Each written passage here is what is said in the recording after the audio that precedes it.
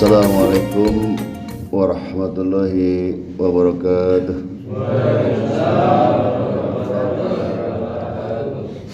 Innal hamdalillah nahmaduhu wa nusalli wa nusallimu ala rasulil karim. Asyhadu an la ilaha illallah wahdahu la syarikalah wa asyhadu anna Muhammadan abduhu wa rasuluh. Allahumma salli ala sayyidina Muhammad wa ala ali sayyidina Muhammad. Allahumma alhimna marashida umrina wa aisna min sanfusina wa min syai'ati amalina. Hadirin jamaah salat zuhur, calon-calon penghuni surga firdausnya Allah Subhanahu wa taala.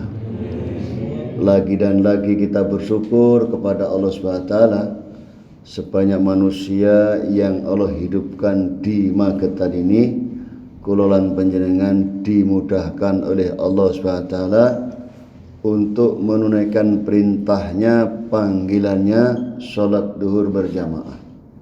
Sholat duhur berjamaah ini perintahnya Allah yang menciptakan kita, perintahnya Allah yang memelihara kita, perintahnya Allah yang memberi rezeki kita. Kita hidup di buminya Allah, kita hidup di kolong langitnya Allah, kita menghidup airnya Allah, kita minum, kita menghirup udaranya Allah, kita minum airnya Allah. Dialah Allah pemilik surga dan neraka.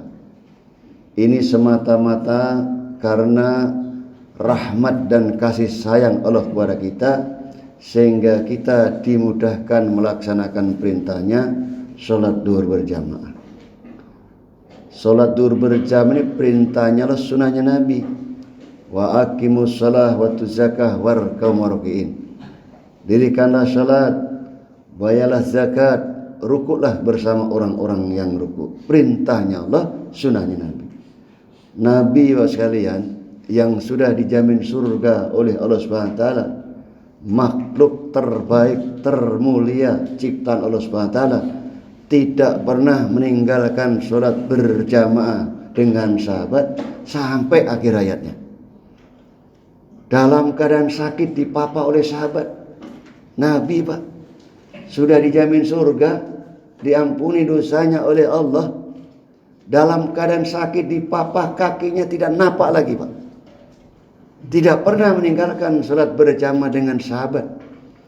Bagaimana dengan kita yang mulia, yang banyak dosa oleh mata kita, banyak dosa oleh mulut kita, telinga kita, kaki kita, tangan kita, bahkan hati kita yang mulia. Seharusnya seyogyanya kita ini sungguh-sungguh dalam menjaga sholat berjamaah. Hadirin yang dimuliakan Allah SWT, Allah menciptakan dunia beserta isinya ini untuk yang namanya kita manusia.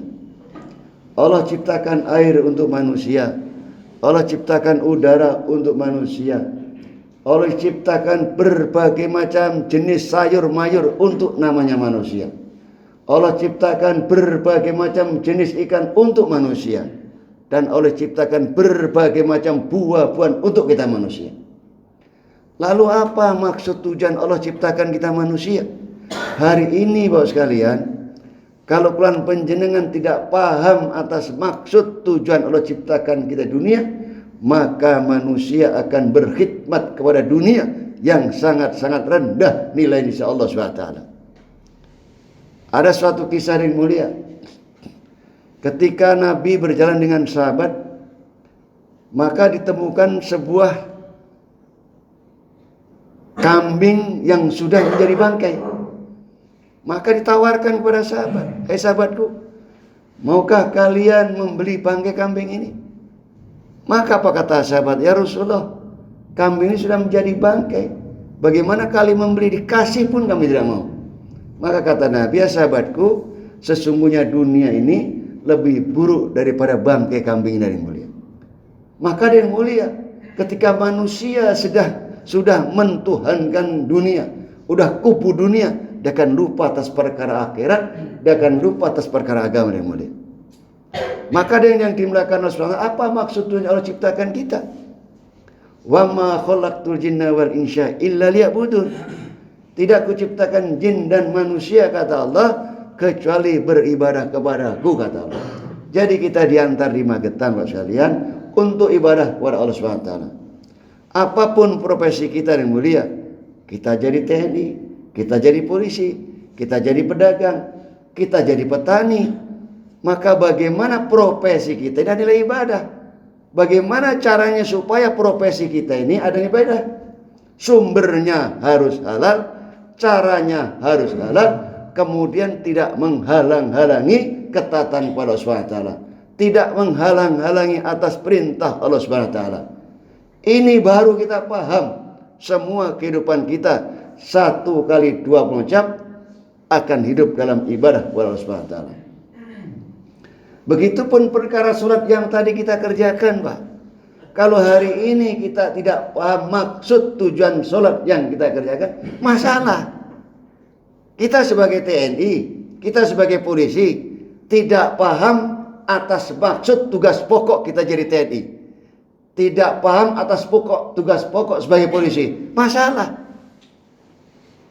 Maka yang mulia, pahamkan dalam kita maksud tujuan sholat yang kita kerjakan tadi, wujud ketaatan kita kepada Allah Subhanahu wa taala, kemudian kita amalkan dalam kehidupan sehari-hari. Sholat ini perintahnya Allah Subhanahu wa taala, dikerjakan dapat pahala, ditinggalkan berdosa. Maka maksud tujuan sholat yang kita kerjakan tadi, wujud taatnya kita kepada Allah, kemudian kita amalkan dalam kehidupan sehari-hari. Di dalam sholat, Masya Allah, kita menjaga wudhu. Bagaimana di luar sholat dalam kehidupan sehari-hari kita, jaga wudhu kita, Pak.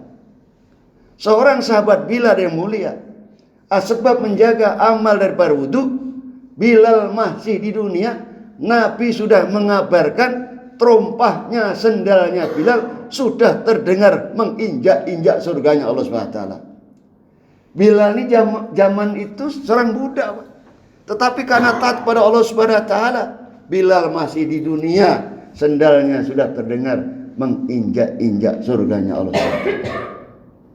Maka bagaimana kita jaga wudhu kita, Pak? Sehingga kapan saja kita diambil oleh Allah, kita dalam suci, Pak. Sebagaimana kita ini siaga satu dalam profesi kita. Bagaimana kalau kita siaga satu? Semua perlengkapan lengkap, siap tempur, siap menghadapi musuh. Hari ini kita siaga satu dalam iman dan amal untuk menyambut daripada malaikat pencabut nyawa. Karena malaikat pencabut nyawa datang gak ngabari kapan saja, di mana saja yang mulia. Maka bagaimana kita ini siaga satu dalam iman dan amal. Hadirin yang mulia, karena Allah sudah berjanji kepada kita, semua manusia pasti ingin menjadi ahli surga. Maka Allah sudah berikan kabar gembira kepada kita. Siapa ahli surga? Orang ahli surga ini orang yang beriman dan beramal soleh. Walladzina amanu wa aminus soleh ulaika asyabul jannah hum fiha khalidun, kata Allah.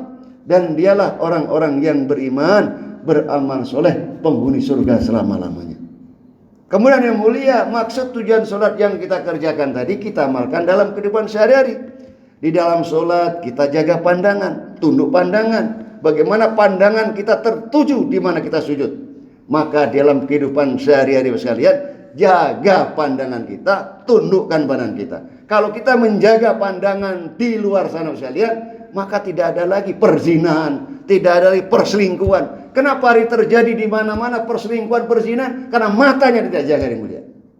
Maka bagaimana mata kita ini kita gunakan atas perintah Allah Subhanahu wa taala untuk membaca Al-Qur'an, untuk beramal, untuk bergerak sesuai dengan perintah Allah Subhanahu wa taala, untuk mengharapkan ridhonya Allah Subhanahu wa taala. Kemudian di dalam sholat, Masya Allah, kita membaca Al-Quran. Bagaimana di luar sholat dalam kehidupan sehari-hari kita baca Al-Quran, Pak. Tiada hari, Pak, orang Islam tidak baca Al-Quran. Satu huruf kata Nabi, Allah berikan 10 kebaikan. Satu huruf, Pak. Alif Lam Mim. Berapa huruf? 3 huruf. Baru pembuka surat saja Allah berikan 30 kebaikan. Maka tiada hari Quran panjenengan tanpa tidak membaca Al-Quran yang mulia. Di dalam sholat, Masya Allah, kita meminta, mengharap, bergantung hanya kepada Allah. kita berdoa kepada Allah, maka di luar solat ada yang mulia. Bagaimana kita meminta, mengharap, bergantung, meminta, berdoa hanya kepada Allah SWT. Dialah Allah yang Khalik, Dialah Allah yang Malik, ya Allah yang Razik. Dialah Allah yang Maha Kuasa yang mulia, Dialah yang pemberi rezeki yang mulia. Maka bagaimana di dalam solat kita meminta, mengharap, bergantung, berdoa kepada Allah, maka bagaimana di luar solat kita meminta, mengharap, bergantung, berdoa hanya kepada Allah SWT. Hadirin yang mulia, di dalam solat Masya Allah kita ditebarkan salam, Assalamualaikum warahmatullah. Maka bagaimana di luar solat, dalam kehidupan sehari-hari, setiap jumpa saudara muslim kita, bagaimana kita tebarkan salam yang mulia. Assalamualaikum warahmatullahi wabarakatuh 30 derajat. Assalamualaikum warahmatullahi 20 derajat. Assalamualaikum 10 derajat. Sesuai dengan mujahadah amal, sebanyak itulah pahala yang akan kita dapatkan yang mulia. Ada yang mulia, kehidupan kita tidak lama, 67 tahun. Mau tidak mau, suka tidak suka, dunia pasti akan kita tinggalkan. Maka 67 tahun Allah hidupkan kita di dunia, menentukan sukses dan gagalnya kehidupan akhirat selama-lamanya. Magetan ini bukan tempat tinggal kita, tapi Magetan ini tempat meninggal kita. Di mana tempat kita? Akhirat selama-lamanya.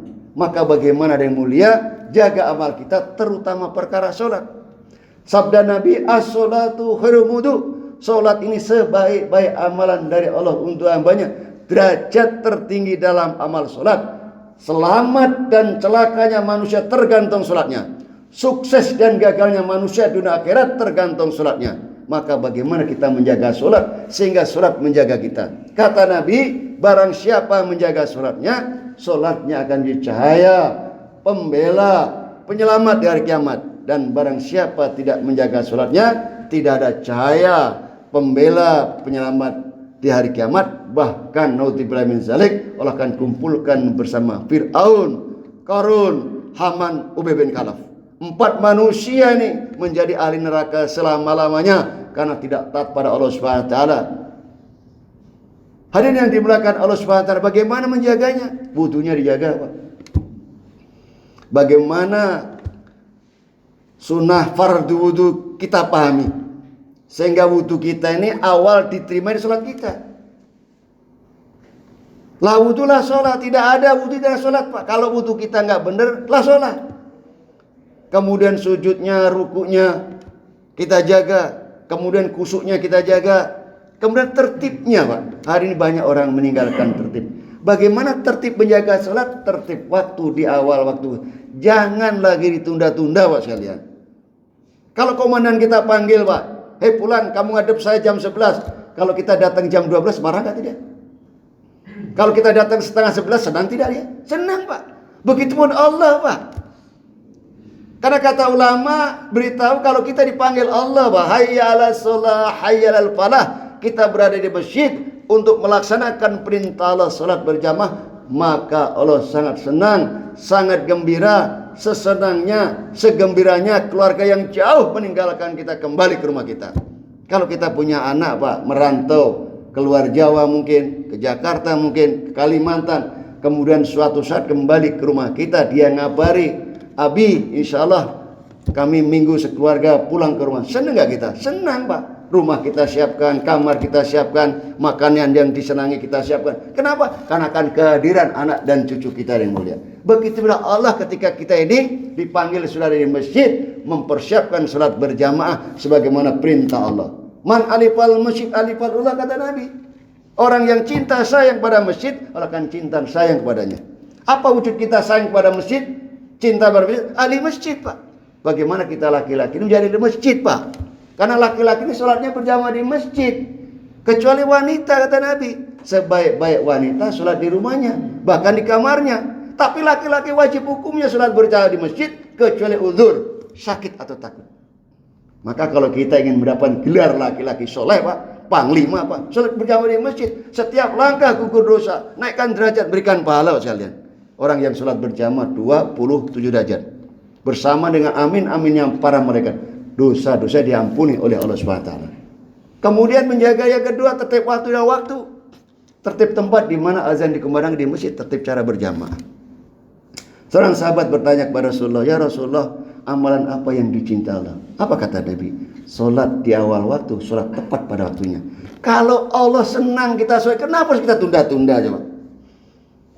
Ini ada yang mulia. Maka bagaimana azan dikumandangkan Allah panggilkan, hayya 'alas shalah, hayya 'alal falah. Marilah solat, marilah solat. Marilah menuju kemenangan, marilah menuju kejalan. Sudah solat baru jaya, Pak. Contoh yang mudah, Pak, tahanan di lapas, tahanan di polres, nggak ada Pak yang sholat, apalagi jaga sholat. Ada yang mencuri, ada yang judi, ada yang narkoba, yang menipu. Kenapa? Nggak ada yang bentengi dia. Sholat ini benteng kita, Pak. Karena Allah sampaikan, wa aqimus sholat, inna sholata tanha lil fahsya'i wal munkar. Dirikan sholat, kerjakan sholat, kata Allah. Sholat ini mencegah perbuatan keji dan munkar, Pak sekalian. Kalau hari ini kita sholat, Pak sekalian, tetapi masih juga berbuat maksiat, lah sholat, kata Nabi. Berarti ada sholat yang salah. Maka dievaluasi. Nah, mungkin wudunya nggak dijaga, rukuk sujudnya nggak dijaga, tertibnya nggak jaga. Lah sholat. Sholat yang dia kerjakan hanya menggugurkan kewajiban, tetapi tidak membawa dampak manfaat kebaikan. Kenapa? Lah sholat. Sholat yang diterima oleh Allah sebagaimana perintah Allah, sunnah Nabi. Mengitu Rasulullah. Rasulullah tidak pernah sholat fardu sendiri.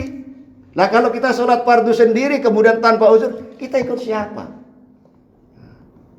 Kita ikut siapa yang mulia? Nabi sudah memberikan kabar gembira kepada kita.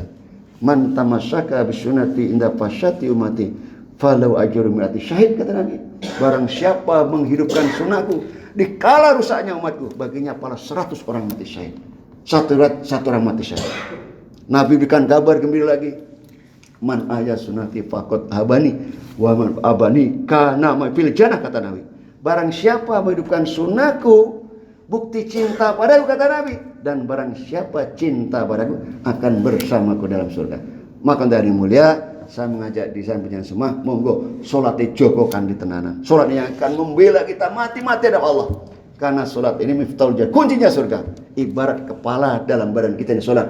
Dan kalau salat kita ini baik, seluruh amal baik, muamalah, muasyarah, ubrah baik. Tapi kalau salat kita rusak semua sekalian. Maka yang mulia, monggo berjenengan, saya mengajak diri saya semua, jaga salat kita. Wudunya jaga, rukunya jaga, sujudnya dijaga, tertib waktu dan waktu dijaga, tertib tempat di mana azan dikumandangkan, di masjid, di mushola, tertib cara berjamaah dijaga. Salat akan naik, mendoakan orang yang menjaga salat. Ya Allah, jagalah Fulan bin Fulan sebagaimana dia menjagaku, kata salat.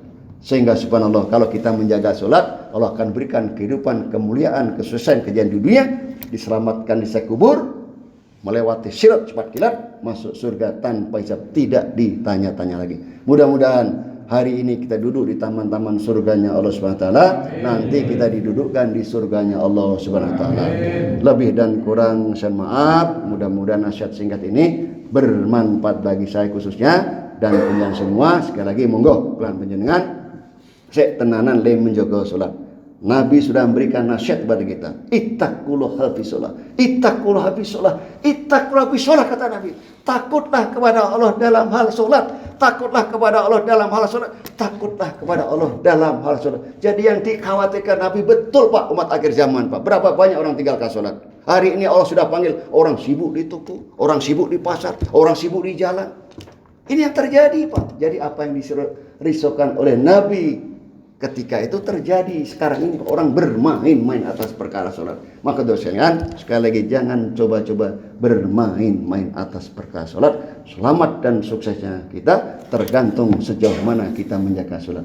Demikian, lebih dan kurang mohon maaf. Terima kasih. Subhanallah wa bihamdi, subhanakallahumma wa bihamdika, asyhadu an la ilaha illa anta, astaghfiruka wa atubu ilaik. Assalamualaikum warahmatullahi wabarakatuh.